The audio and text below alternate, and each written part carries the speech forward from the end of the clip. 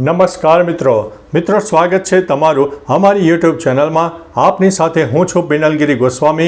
આજના વેધર એનાલિસિસમાં વાત થશે આજે તારીખ 31 જુલાઈથી લઈને 10 ઓગસ્ટ સુધી ગુજરાતમાં કેવું રહેશે હવામાન। આવનારા દિવસોમાં વરાપનો રાઉન્ડ કેટલો છે, કયા તારીખથી વરસાદની તીવ્રતા વધી જશે અને હાલ જે સિસ્ટમ સક્રિય છે કયા વિસ્તારોને વરસાદ આપી શકે છે।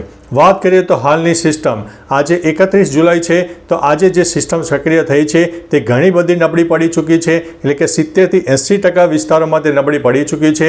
જેમાં ખાસ કરીને હવે ઉત્તર ગુજરાતમાં જે વરસાદનું પ્રમાણ વધારે હતું તેમાં પણ નોંધપાત્ર ઘટાડો થશે।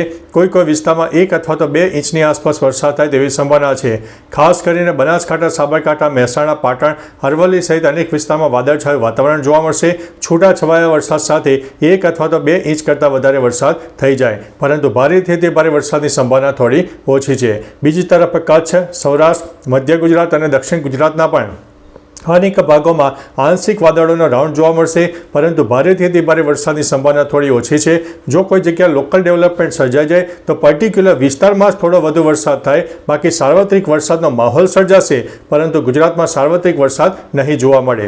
અનેક વિસ્તારમાં વરાપનો રાઉન્ડ જોવા મળશે અને આ જે રાઉન્ડ છે લાંબા ગાળાનો રાઉન્ડ હશે, જેમાં 31 જુલાઈથી લઈને 5 ઓગસ્ટ સુધી ગુજરાતના અનેક વિસ્તારમાં વરસાદ વિરામ લે તેવી શક્યતા છે। કોઈ વિસ્તારમાં છાંટાછૂટી અથવા તો નાનકડા વરસાદી ઝાપટા થઈ શકે છે, પરંતુ નોન સ્ટોપ વરસાદ અને 8-10 ઇંચ કરતાં વધારે વરસાદ જે થતા હોય છે તે આ રાઉન્ડમાં અત્યારે થાય તેવું લાગતું નથી। બીજી તરફ મિત્રો આ જે સિસ્ટમ છે તેની વ્યાપક અસર હવે રાજસ્થાનમાં પણ જોવા મળશે, જેમાં રાજસ્થાનનો ઉત્તરી પટ્ટો, મધ્ય પટ્ટો અને જે પશ્ચિમ તરફનો વિસ્તાર છે તેમાં પણ વરસાદની તીવ્રતામાં નોંધપાત્ર વધારો થશે। અનેક વિસ્તારમાં 1 ઇંચથી લઈને 4 ઇંચ સુધીના વરસાદ થઈ શકે છે। બીજી તરફ મિત્રો અત્યારે જ્યારે વરસાદના વિરામનો રાઉન્ડ આવી રહ્યો છે ત્યારે આગામી તારીખ 6 અથવા તો 7 તારીખથી ફરીથી દક્ષિણ ગુજરાતથી લઈને કેરળ સુધી વરસાદની ટફ રેખા સર્જાશે।